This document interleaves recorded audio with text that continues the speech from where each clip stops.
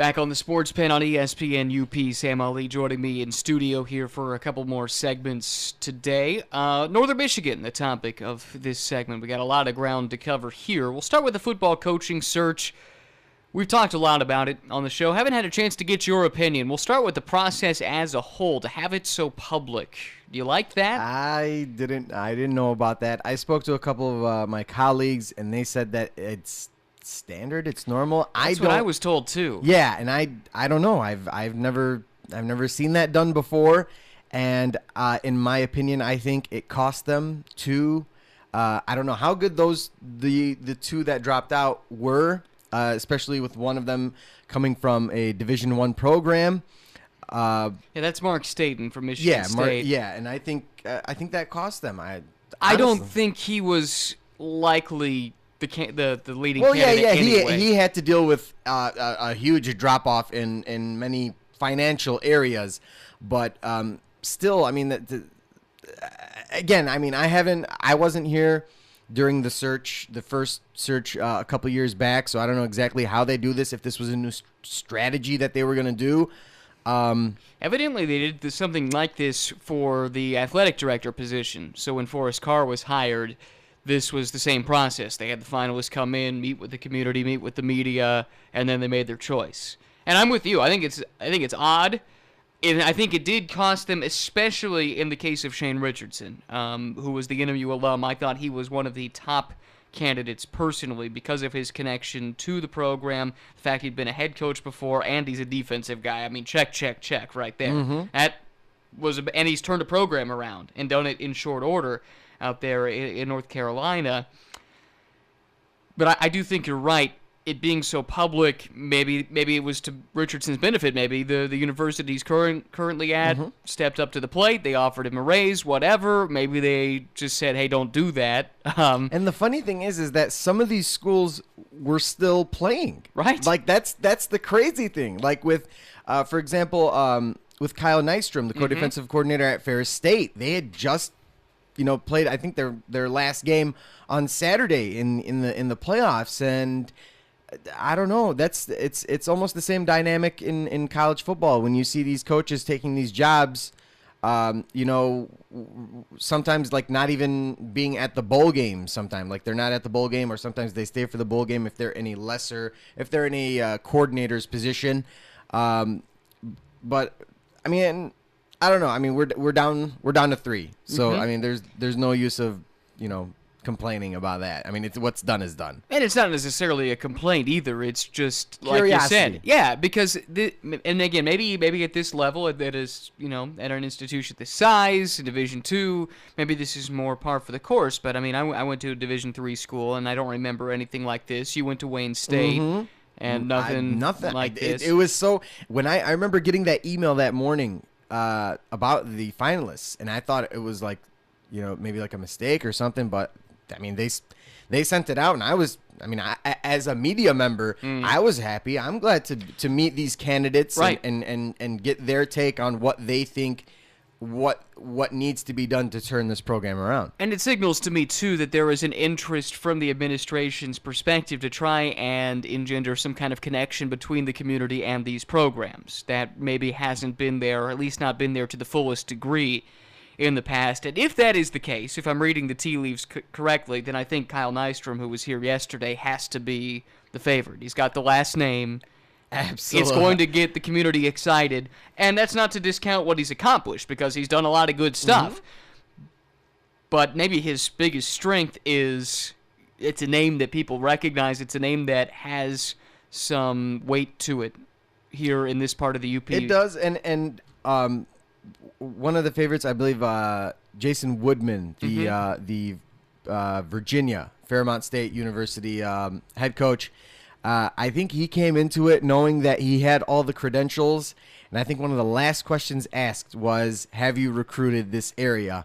And he came out. He didn't try to spin it in any way, which I admire that. He said flat out, "No, I haven't. I haven't. The Upper Midwest, I have not recruited. I do have a few coaches who have recruited this area, but as far as I kind of think that was a knock on him, because people, like we said previous. They want to focus on the UP. They want to have more players play on the NMU team that they know, that they recognize. Like everyone recognizes, the big players, even, in the Southern UP, guys that you can relate to, guys that you can, gravitate towards. And at this point, Nick Postma from Grand Valley and Kyle Nystrom, both are I wouldn't say neck and neck. Obviously, Nystrom, it looks like he's got the edge right now. I would think so too. The nice thing is you look at the three remaining finalists after the two withdrew, and they have solid resumes. There's reason to believe that any of the three could do a good job. I do think you look at Postma and Nystrom, their most recent jobs are in the GLIAC. I also think that's a big help. They know the landscape of the conference. It's an important decision. Let's make that very clear. This program has had a tenuous grasp at best on community interest, right? I mean, when things this year at the beginning, it did seem like there was some support. The dome was more full than I had seen it before. They were playing reasonably well. There were some expectations for the first time in a while. And then as the team's season went the wrong direction, so did attendance, so did interest. And I think they need to do something to get that back. Ultimately, I don't know if buzz should be the reason to make a coaching selection, but I'd be surprised if that was not a factor. The biggest things, I guess, the things that they were talking about the most, and this is with all the candidates, the biggest concerns were fixing the defense, recruiting, and communication with the players. Just having every single candidate talked about an open door policy with the players, not only with the players, but with the community and with alumni, to have them, hey, if you have anything to say, come right in. I'd love to talk with you.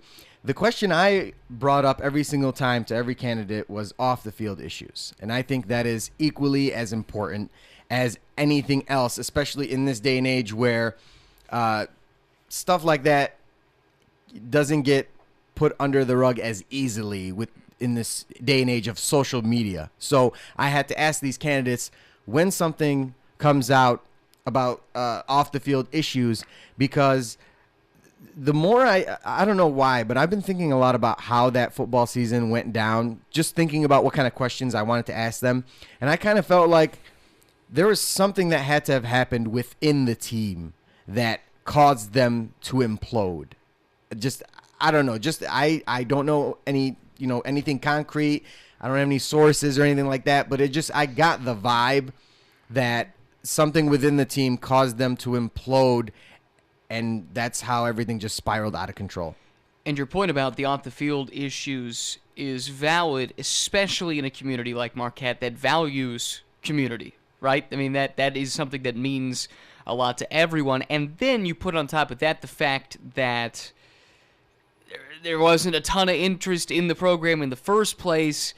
People aren't going to tolerate a team that A, isn't winning, and B, is acting up. And so, yeah, I think having a sense for how these coaches are going to handle those things, that is valuable indeed. It's, hopefully we get a decision really soon. One thing that I've been saying, to a lot of people is it'd be really nice to find out what Forrest Carr thinks about all this. I've tried my best to reach out to him to get some comment. Athletic director, this arguably might be the biggest decision he is going to have to make, along with the selection committee. But of course, Forrest Carr's opinion on these candidates is going to be taken into consideration. And I don't know. I don't think he's avoiding me or anything like that. We all have our schedules and stuff like that. But I wish I could hear his take, what he's looking for in a candidate, and what he hopes this candidate can bring to this program. And I would agree. I think you're not alone. There certainly have been plenty of people in the media who are interested in getting his opinion. So if you're listening to this and wondering why we haven't heard from Forrest at this point, I would say there has been an effort to make that happen, and it just hasn't come to fruition for one reason or another. And you're talking about how important of a decision this is for him. This is certainly one of the very biggest. Of course, they have a couple other coaching searches going on for women's soccer and volleyball. Not to undermine those. And on top of it, and I think this is a nice way to segue into the next part of our conversation here, there is a conversation going on, whether it's in the athletic administration or not, I don't know, but certainly from the fan base, certainly in the community, certainly us in the media, what is the future of this hockey program? Because the season that already was looking like it might be a lost cause took another step in that direction with the sweep at home, losing again 2 games at home, still haven't won at home. Losing to Alabama Huntsville this past weekend. And that in and of itself is not the worst thing. Huntsville's not a bad program. Yeah. They're not great, but they're better than they have been. They're not the doormat that they were. But you add that to everything else that's already happened, and it's just one more strike against whatever the status quo is. That's players, that's coaches, that's administration, that's everything, basically, that goes into the on-ice product. Yeah.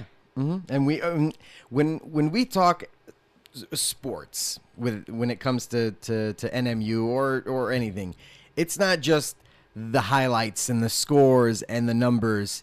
It's everything else, especially when it comes to collegiate athletics. You have to take everything into consideration.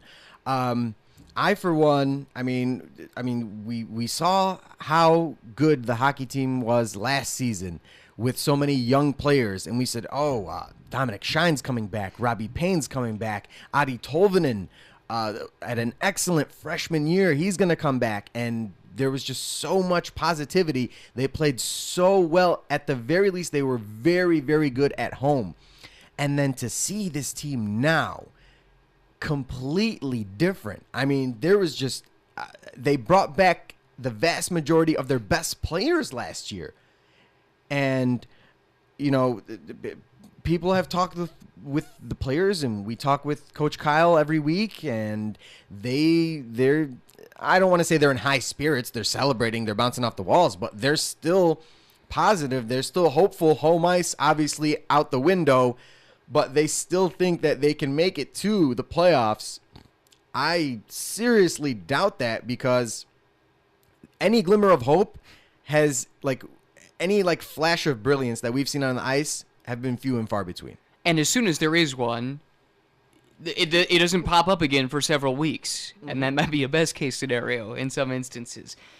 The losing at home thing, I don't understand it. I know players are sick of us asking about it. Well, Kyle's sick of us asking about it, and they don't have an answer. And because if they did, they would have fixed it by now. You know, the things that they have offered as answers, we play better because our rink is bigger. Well, you knew that when you were recruiting the players. So that's really a pretty pathetic excuse, if that is even the case.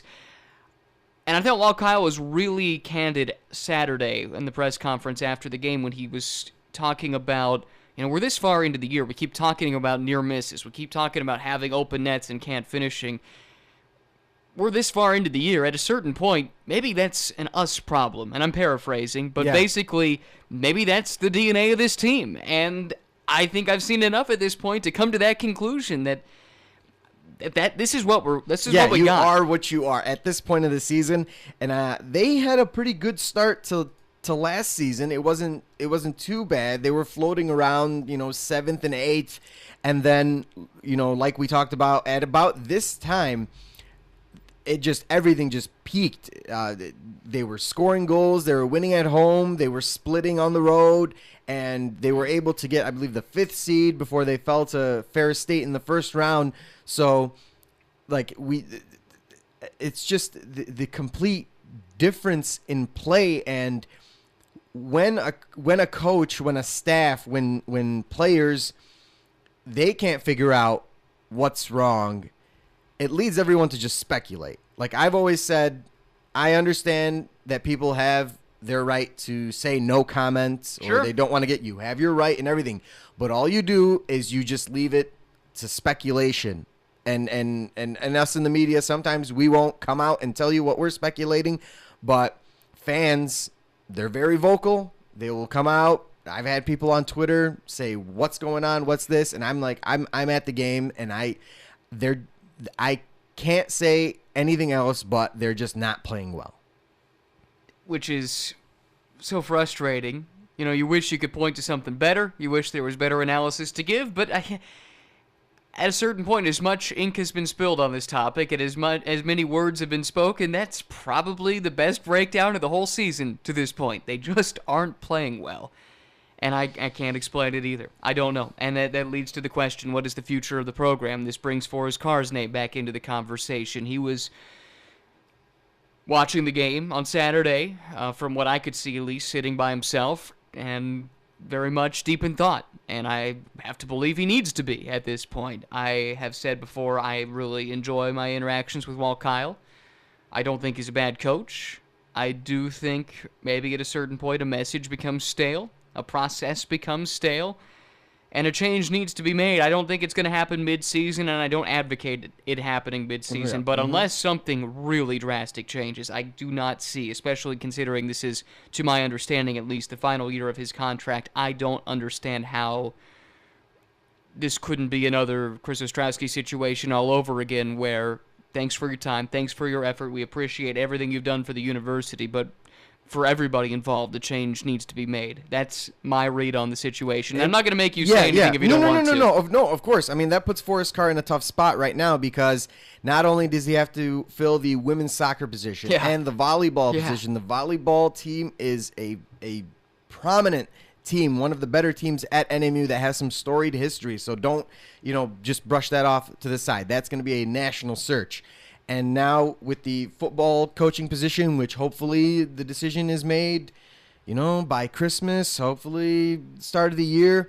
But at this point, if a decision is made on the hockey coach, not only you have to go through the paperwork and go through all the searches, but that's kind of a dark cloud on NMU that they had to push away 4 head coaches within the span of what we're talking about, like 6 months. If they decide to go in a different direction at the end of the hockey season, I mean, it's tough to come back from things like that, especially in a community that we mentioned, like Marquette, that they do love the Wildcats. They are vocal. They want change because they want the Wildcats to be successful. And the flip side is, maybe it's a dark cloud because you're seeing so much turnover, but maybe it's also a signal that, okay, it's time to start a new era. What has become status quo is not going to pass anymore. Mm-hmm. And I think there is a large segment of the Wildcat fandom that's what they're waiting for. They want to see a sign from the university that this mediocrity isn't enough. And with all that mediocrity, with all that combined mediocrity, that falls on the athletic director. It's just going to make him look bad. Mm-hmm. So when, at the bare minimum, when he makes all this turnover and all these, replaces all these coaches, it puts him in the good graces of the fan base, of the alumni, of the community, just for the time being. Of course, there has to be the success afterwards that these coaches that he brings in, but at the very least, people can be like, you know what, Forrest Carr does care about the athletic program. Yeah, and the maybe the most unfortunate part of all of this is anytime we're talking Northern, it seems like it all is couched in this kind of negative discussion about these things, which completely overshadows some really phenomenal seasons that certain athletic programs are having. The cross-country team I've talked about before, going to nationals for a second straight year. Nordic skiing. One of the best in the country. So good. If they could just get a downhill program, if they just had a couple people roll down the hill, they'd probably come in third in the national championships because they'd score some points in those categories. So I guess, Stan, if you need someone to roll down a hill for you, I might be Thank capable. you very much, man. Yeah. I appreciate it. And then so we got them. They were great up in Houghton this past week. The swimming and diving team, the men's especially, brand new, making waves. Pun intended. Women's team continuing to be excellent. And there's other examples. Women's basketball's off to a solid start. Men's team, the record might not look great, but I think eye test tells you they've made some progress. They're so young, and they're getting better. So there's plenty of reason to be excited. But when you have to get past the top level. Here's the problem, though. The public, the alumni, there's always going to be a bigger magnifying glass on the things that are wrong. Right. Inevitably. So as long as it's, pardon my making up terminology, but less wrong going on, and the good outweighs the bad, then you'll be in the good graces of the community. Yeah. And hey, that's where we all want this program to be. It's not. I don't enjoy talking about the negative stuff. It's fun when everything is going well. Yeah, we don't enjoy it, but then we end up getting criticized by people when they say, "Why aren't you talking about it?" Right, and just because I don't like doing it doesn't mean I don't, because it has to happen at a certain point. There are things that have to be brought up, and this is one of the forums for it. And yeah, it would be negligent to let it slide. Yep. So that's how it goes. So anyway. All of that wraps up our Northern Michigan talk. Sam, if you still got a little time, maybe some NFL? Yeah, why not? Talk about your Vikings? Yeah, oh, that's the best week to do it. So. Yeah, probably so. And your last chance for a while, so there's that too. So take it while you can. We'll come back with more of the Sports Pen next.